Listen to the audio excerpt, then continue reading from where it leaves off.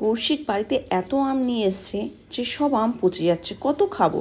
তো হঠাৎ করে মাথায় বুদ্ধি হলো, ফেলে না দিয়ে বরঞ্চ এই আমগুলো দিয়ে আমসত্ত্ব বানালে কেমন হয়। তো যেই অংশগুলো খারাপ হয়ে গেছে সেই অংশগুলো আমি ফেলে দিয়ে আমসত্ত্বগুলো তৈরি করব। তো এই যে তোমাদের সঙ্গে আমি একটু শেয়ার করলাম যে কীভাবে আমি আমসত্ত্ব তৈরি করব। আর একটা কথা, এই আমসত্ত্ব বানানোটা আমার জীবনে প্রথম। আর এই যে এই অংশটা নষ্ট হয়ে গেছে, তো ছুরি দিয়ে এই অংশটা আমি বাদ দিয়ে দিচ্ছি, দিয়ে বাদ বাকি অংশটা ভালো জায়গাটা আমি আমসত্ত্বতে ইউজ করব।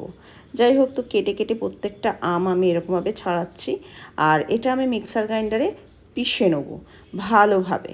তো এই যে টোটাল আমি 3খানা আম আগে করব, তারপরে আবার 3খানা আম দিয়ে আর একটা প্লেটে করবো, অর্থাৎ একটা থালাতে 3খানা আম দিয়ে আমসত্ত্ব বানানো হচ্ছে পারফেক্ট। এই যে আমি আমগুলো ছোটো ছোটো টুকরো টুকরো করে মিক্সার গ্রাইন্ডারের এই জারটার মধ্যে রেখে দিচ্ছি। এই যে পুরো ভর্তি হয়ে গেছে, এবার এটাকে আমি একটু মেশিনে ঘুরিয়ে নেব। তৈরি হয়ে গেছে আমার এই যে আমসত্ত্বের জন্য পুরো কাঠটা আমের। একদম মিহি করে করতে হবে যাতে কোনো কিছু দানা দানা না থাকে। আর গরম কড়াইয়ের মধ্যে আমি এটা দিয়ে দিলাম, আর এটা কন্টিনিউ নিবু আছে 15 মিনিট ধরে নাড়াতে হবে। প্রয়োজন মতো একটু চিনি দিয়ে দেবো, কারণ এখনকার দিনে আমগুলো সেরকমভাবে মিষ্টি হয় না, এক একটা আম এক এক রকম মিষ্টি। তো এখানে আমি একটা প্লেটের মধ্যে সাদা তেল দিয়ে দিচ্ছি, ঘিও দেওয়া যায় কিন্তু আমি সাদা তেলটা ইউজ করছি, যাতে যখন ঢালবো আমসত্ত্বটা লেগে না যায়, তুলতে সুবিধা হয়। আর এর মধ্যে একটুকুনি আমি ভিনিগার দিয়ে দিয়েছি, লেবু যেহেতু নিয়ে একটু ভিনিগার দিলে বেশ টকটক ভাব লাগে, খেতেও ভালো লাগে। আর সামান্য পরিমাণ নুন।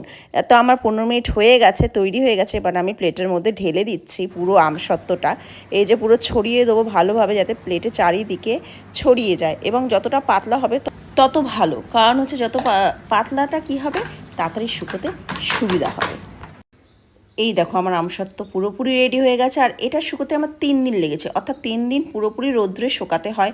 তো একটু বৃষ্টি বৃষ্টি হচ্ছিলো বলে আমি গ্যাস ওভেনের তলায় দিয়ে দিয়েছিলাম, আর পুরো রেডি হয়ে গেছে। এই যে আমাকে এটা ছাড়াতে কৌশিক সাহায্য করছে, কারণ যেহেতু আমি ক্যামেরা করছি তোমাদের দেখানোর জন্য। এই যে রোলিং করে করে আমি এটা প্লেটে রাখছি, আর কিভাবে কাটছে এবার কীভাবে রোল করছি দেখাচ্ছি।